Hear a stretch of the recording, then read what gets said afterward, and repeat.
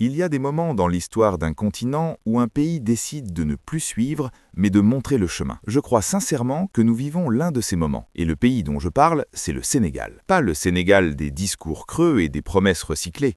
Le Sénégal d'Ousmane Sonko et de Bassirou Diomaye Faye. Un Sénégal qui, en ce 19 février 2026, ne se contente plus d'être un bon élève de la communauté internationale, mais qui s'impose comme un État charnière, un pivot stratégique, un leader géopolitique que toute l'Afrique de l'Ouest observe avec un mélange de respect et de fascination. Ce que je vais vous montrer aujourd'hui, c'est comment un Premier ministre que l'on disait ingouvernable est en train de redessiner les rapports de force en Afrique de l'Ouest, et pourquoi le modèle sénégalais est en passe de devenir la référence pour tout un continent. Commençons par un fait que beaucoup de gens ignorent. Au cours des derniers mois, le Premier ministre Ousmane Sonko a effectué une série de tournées stratégiques majeures dans la sous-région. Côte d'Ivoire, Guinée, Sierra Leone. Ce ne sont pas des visites de courtoisie, ce sont des missions diplomatiques de haute intensité guidées par un concept que les analystes commencent à appeler la géopolitique intégrative. Ce concept, développé par le tandem Faye-Sonko, repose sur une idée fondamentalement différente de ce que l'Afrique a connu jusqu'ici en matière de coopération régionale. Au lieu de la simple aide ou de la solidarité de façade, le Sénégal propose une interdépendance productive. Cela signifie que chaque accord, chaque partenariat, chaque projet commun doit créer de la valeur pour les deux parties. Plus de rapports dominant-dominé, plus de paternalisme déguisé, de la coopération entre égaux avec des résultats mesurables. Cette approche diplomatique n'est pas sortie de nulle part. Elle est le prolongement naturel de la politique intérieure du gouvernement. Un pays qui transforme 155% de plus de ses exportations en un mois, un pays dont la Banque mondiale salue la crédibilité, un pays qui lance simultanément 5 méga-projets d'infrastructures, ce pays-là peut se permettre de parler d'égal à égal avec n'importe qui. C'est la force de la position de Sonko. Sa diplomatie est adossée à des résultats économiques tangibles. Il ne vend pas du rêve aux partenaires régionaux. Il leur montre ce que le Sénégal est en train de construire et il leur propose de faire partie de cette dynamique. Le positionnement du Sénégal au sein de la CEDEAO est particulièrement révélateur. Dans une région marquée par l'instabilité, les coups d'État et les tensions entre pays côtiers et pays sahéliens, le Sénégal s'impose comme le seul médiateur crédible. Et cette crédibilité, il ne la doit pas à une puissance militaire écrasante ou à un soutien extérieur quelconque. Il la doit à la stabilité de ses institutions, à la légitimité démocratique de ses dirigeants et à la cohérence de sa vision. Le sommet de la CEDEAO prévu à Abuja en juin prochain sera un test majeur, et les observateurs s'attendent à ce que le Sénégal y joue un rôle central, notamment sur les questions de sécurité régionale et d'intégration économique. Boubacar Seye, figure respectée de la société civile et analyste des questions migratoires et sécuritaires, a d'ailleurs publiquement appelé au leadership du Sénégal face aux défis sécuritaires du continent. Ce n'est pas anodin. Quand un intellectuel de cette envergure appelle un pays à prendre le leadership, c'est parce qu'il reconnaît que ce pays dispose à la fois de la vision, de la stabilité et de la volonté politique nécessaires. Et c'est exactement ce que le duo Faye-Sonko incarne. Mais le leadership régional du Sénégal ne se joue pas seulement dans les sommets diplomatiques. Il se construit aussi, et peut-être surtout, à travers les projets structurants qui font du territoire sénégalais un carrefour indispensable pour toute la zone. Prenons le plan Diomaye pour le Sénégal oriental. Ce plan, validé lors des récents conseils des ministres, prévoit le développement de l'Université du Sénégal oriental et la relance du chemin de fer Dakar-Kidira. Dakar-Kidira, c'est l'axe ferroviaire qui connecte le Sénégal au Mali, au Burkina Faso et par extension à tout le Sahel. En relançant cette infrastructure, le gouvernement ne développe pas seulement sa région orientale, il transforme le Sénégal en porte d'entrée et de sortie pour tous les pays enclavés de la sous-région. C'est du génie stratégique. Le port sec de Tambacounda s'inscrit dans la même logique. En créant un hub logistique dans le Sénégal oriental,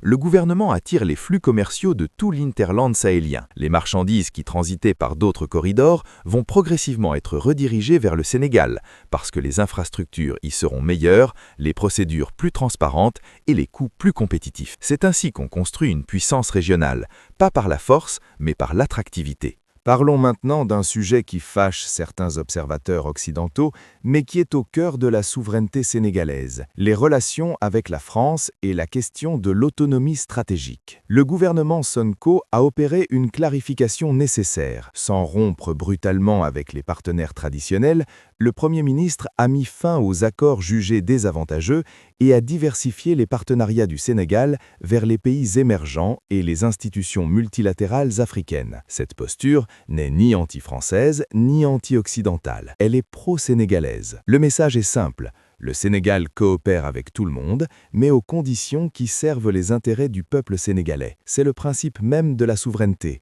et il est grand temps qu'on cesse de le considérer comme un acte d'hostilité. Cette autonomie stratégique est perçue avec enthousiasme par la jeunesse africaine. Partout sur le continent, de Lagos à Kinshasa, de Bamako à Abidjan, les jeunes Africains regardent le Sénégal comme un modèle possible. Ils voient un pays où un opposant radical est devenu Premier ministre par la voie démocratique, où les ressources naturelles sont en train d'être récupérées au bénéfice du peuple, où les projets d'infrastructure sont lancés avec une transparence et une rigueur inédites. Le Sénégal de Sonko donne de l'espoir, et dans un continent où l'espoir a trop souvent été trahi, c'est une responsabilité immense. Mais ce leadership ne serait rien sans la cohérence morale qui l'accompagne. L'adoption du projet de loi modifiant l'article 319 du Code pénal, durcissant les sanctions contre les actes contre nature et criminalisant leur apologie et leur financement, envoie un signal clair. Le Sénégal légifère en fonction de ses propres valeurs,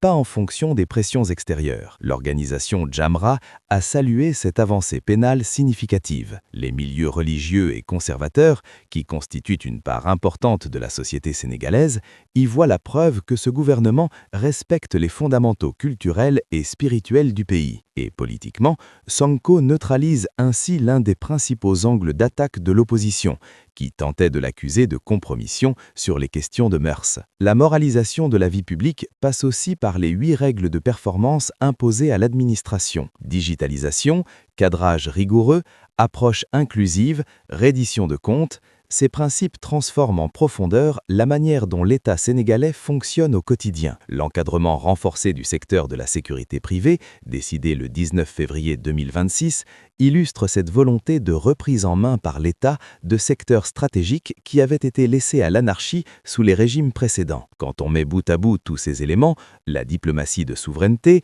les projets d'infrastructures transnationaux, la diversification des partenariats, la cohérence morale et la réforme administrative, on comprend pourquoi les analystes parlent du Sénégal comme d'un État charnière. Un État charnière, ce n'est pas simplement un pays important. C'est un pays dont les choix influencent toute une région, dont le modèle inspire d'autres nations et dont la trajectoire peut faire basculer l'équilibre géopolitique d'un continent. Le Sénégal de 2026, sous la direction d'Ousmane Sonko, est exactement cela. Et le plus remarquable dans tout ce qui se passe, c'est l'unité d'action entre le président Bassirou Diomaye Faye et son Premier ministre. Dans un système politique où les tensions entre président et Premier ministre sont souvent destructrices, le duo Faye-Sonko fonctionne comme une machine parfaitement huilée. Le président fixe le cap, le Premier ministre exécute avec une énergie et une rigueur que même ses adversaires sont contraints de reconnaître. Cette complémentarité est la clé de voûte de tout l'édifice. Tant qu'elle tient, le Sénégal avancera. Et tout indique qu'elle tient solidement. Le Sénégal de 2026, c'est une nation qui a retrouvé sa fierté, sa boussole économique et son ambition continentale. C'est un pays qui ne demande plus la permission pour décider de son avenir. C'est un modèle que l'Afrique entière observe et que le monde commence à prendre au sérieux. Et au centre de cette transformation, il y a un homme qui a fait de la souveraineté son principe cardinal et de l'efficacité son seul juge. Cet homme, c'est Ousmane Sonko. Et l'histoire retiendra qu'en ce début d'année 2026, le Sénégal n'a pas seulement changé de gouvernement, il a changé de destin.